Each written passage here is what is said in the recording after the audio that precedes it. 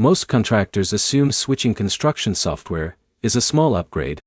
But here's the truth no one tells you. Switching from a platform like Buildertrend can completely change how your entire business runs, for better or for worse.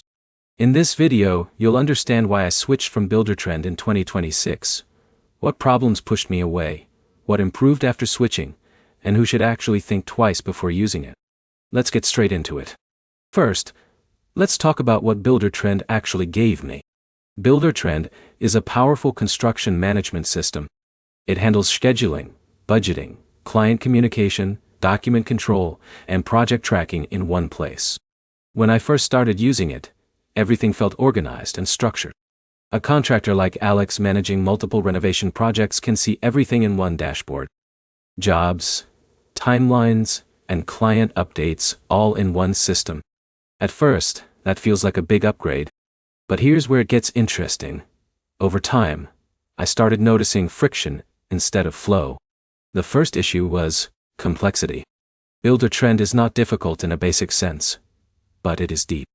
There are many layers. Scheduling, financial tracking, change orders, client portals, and reporting all sit inside the same system. At first, that sounds great. But as daily work increased, I realized I was spending more time managing the software than managing the actual projects. Now here's the problem. When software starts feeling like extra work instead of support, something is wrong. The second issue was team adoption. Buildertrend only works properly if your entire team uses it consistently. That means updates, job logs, communication, and scheduling all need to be done inside the system. A contractor like Jake might update everything correctly, but if subcontractors or field workers do not follow the process, the system breaks down fast. And this is where most people fail. They assume software alone fixes communication problems. It doesn't. It only works if everyone commits to it. The third issue is speed. In real construction work, things change fast. Jobs get delayed, materials shift, clients call last minute.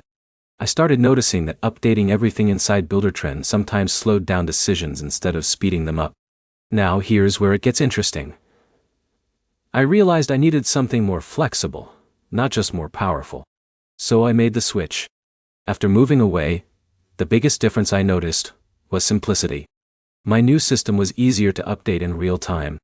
It reduced friction between fieldwork and office management.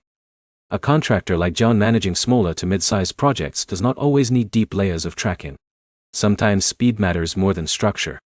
But here's the important part, switching is not a magic fix. When I left Buildertrend, I also lost some advanced features.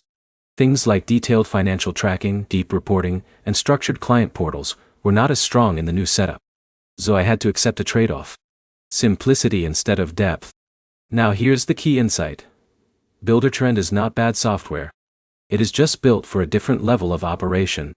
If you are running multiple crews, long-term builds, and complex scheduling, Buildertrend can actually be extremely powerful. But if your workflow is fast, flexible, and smaller scale, it can feel heavy.